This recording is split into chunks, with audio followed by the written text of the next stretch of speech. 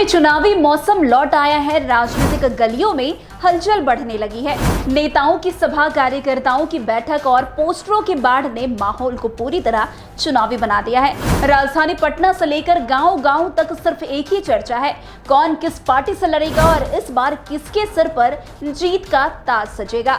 इसी माहौल के बीच एक नाम फिर से सुर्खियों में लौट आया है, अनंत कुमार सिंह, जिन्हें लोग प्यार से छोटे सरकार कहते हैं। मोकामा के इस बाहुबली नेता ने बिहार की राजनीति में हमेशा एक अलग पहचान बनाई है।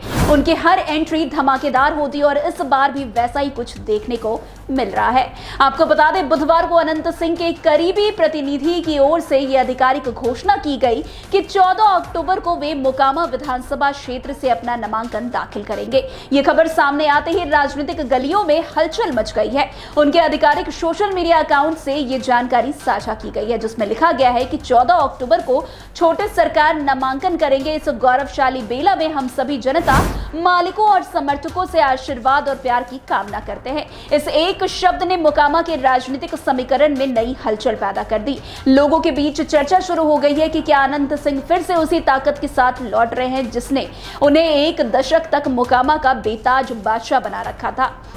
वैसे मोकामा विधानसभा क्षेत्र का नाम लेते ही सबसे पहले जो चेहरा लोगों के दिमाग में आता है वो है अनंत सिंह का। ये सीट किसी पार्टी की नहीं बल्कि व्यक्ति की रही है। कई राजनीतिक विश्लेषक मानते हैं कि मोकामा की जनता पार्टी नहीं बल्कि व्यक्ति देखकर वोट करती है और ये व्यक्ति लंबे समय से अनंत सिंह ही रहे हैं। साल 2020 के विधानसभा चुनाव में भी अनंत सिंह ने इस सीट से जीत हासिल की थी, लेकिन बाद में अदालत ने उन्हें एक आपराधिक मामले में दोषी करार दिया, जिसके कारण उनकी विधायकी रद्द हो गई थी। इसके बाद उनकी पत्नी नीलम देवी को आरजेडी के टिकट पर उतारा गया और उन्होंने भी ये सीट जीत ली। इससे साफ हो गया कि मोकामा की जनता का झुकाव अभी भी छोटे सरकार की ओर है, चाहे उम्मीदवार वे हों या उनकी पत्नी। वैसे लंबे समय तक जेल में रहने के बाद जब अनंत सिंह बाहर आए तो उनके पहले ही बयान से यह स्पष्ट हो गया कि वे अब चुप बैठने वाले नहीं हैं।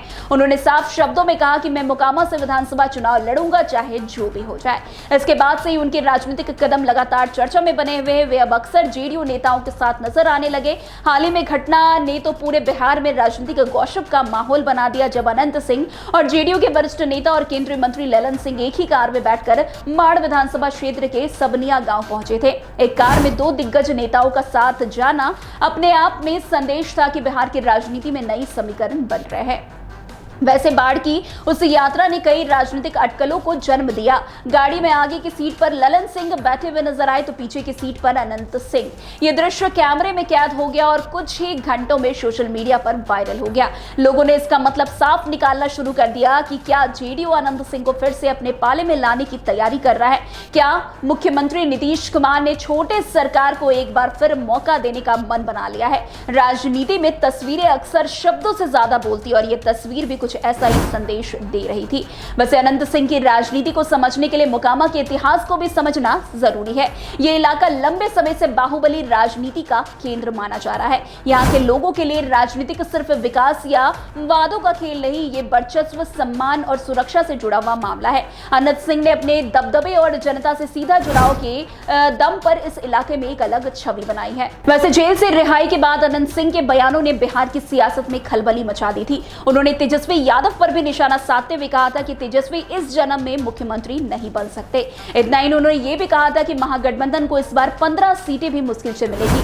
उनके इन बयानों ने न सिर्फ सुर्खियां बटोरी थी बल्कि ये साफ कर दिया था कि वे अब राजद से दूरी बनाकर जेडीयू और एनडीए खेमे की ओर झुकाव करते हुए नजर आ रहे हैं। ये रणनीति साफ है कि अपने पुराने दुर्गे में वापसी करने के लिए उन्हें सत्ता के करीब रहना होगा। अब सारी निगाहें 14 अक्टूबर पर है, जब अनंत सिंह नामांकन करने वाले हैं। ये सवाल अभी भी सबसे बड़ा बना हुआ है कि भले ही अनंत सिंह खुद कह रहे हैं कि वे जेडीयू के टिकट पर चुनाव लड़ेंगे, लेकिन पार्टी नेतृत्व ने अभी तक कोई आधिकारिक ऐलान नहीं किया है। राजनीतिक जानकार मानते हैं कि नीतीश कुमार और ललन सिंह दोनों ही फिलहाल समीकरण साध रहे हैं। अगर अनंत सिंह को टिकट दिया गया तो जेडीयू को मोकामा में एक निश्चित सीट मिल सकती है, लेकिन साथ ही विपक्ष को हमला करने का मौका भी मिलेगा, क्योंकि बाहुबली छवि पर सवाल उठेंगे। इसलिए यह फैसला न सिर्फ राजनीतिक बल्कि नैतिक और रणनीतिक दोनों दृष्टि से काफी अहम माने जा रही है। अब 14 तारीख का मोकामा के लोगों को बेसब्री से इंतजार है। तो आज की इस खबर में बस इतना ही। अन्य खबरों में हमारे साथ ऐसे आगे बने रहे और देखते रहे। तब तक के लिए NBC 24 धन्यवाद।